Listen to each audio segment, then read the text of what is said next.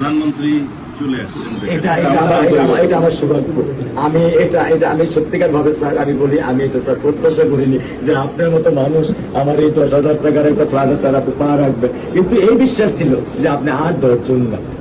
যে মানুষ ট্রাফিক সিগন্যালে দাঁড়িয়ে থাকে, নিয়ম মেনে চলে, সে মানুষকে বুঝতে স্যার আমার এইটুকু বয়সে স্যার যথেষ্ট স্যার। ইনশাআল্লাহ স্যার আপনি কি ভর্তি করবেন?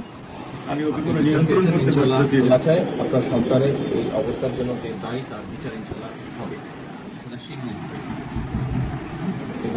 আর মালিক যে আল্লাহ তাআলা মালিক, ওনার কাছে ওনার কাছে সাহায্য চান, আল্লাহ রহম করলেন, সব কিছু দিতে পারেন।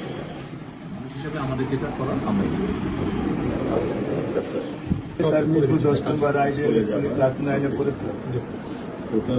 ওগুলা নিয়ে চিন্তা করবেন না, ওগুলা ইনশাল্লাহ পারছেন। আপনি যখন যেহেতু বলেছেন, আপনি আপনার কষ্টের কথা বলেছেন, সেই ব্যাপারে আমরা যেটা আমাদের কথা সামনে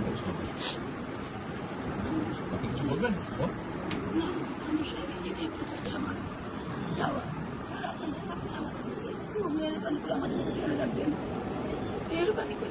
আমরা প্রথমে সবচেয়ে আগে যেটা এই মুহূর্তে আমরা করতে চাই সেটা হচ্ছে যে এই অন্যায়ের সাথে যে জড়িত তার বিচার আমরা আগে করতে চাই, তার বিচারের ব্যবস্থা আমরা আগে করতে চাই।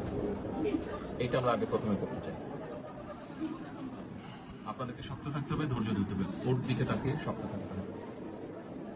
এক সন্তান আল্লাহ নিয়ে গেছে, আরেক সন্তান আপনার কাছে আছে, ওর কথা মনে করে আপনাদের শক্ত থাকতে হবে, ওর দিকে তাকিয়ে। ঠিক আছে? চলে আসুন, চলে আসুন। আচ্ছা চলুন।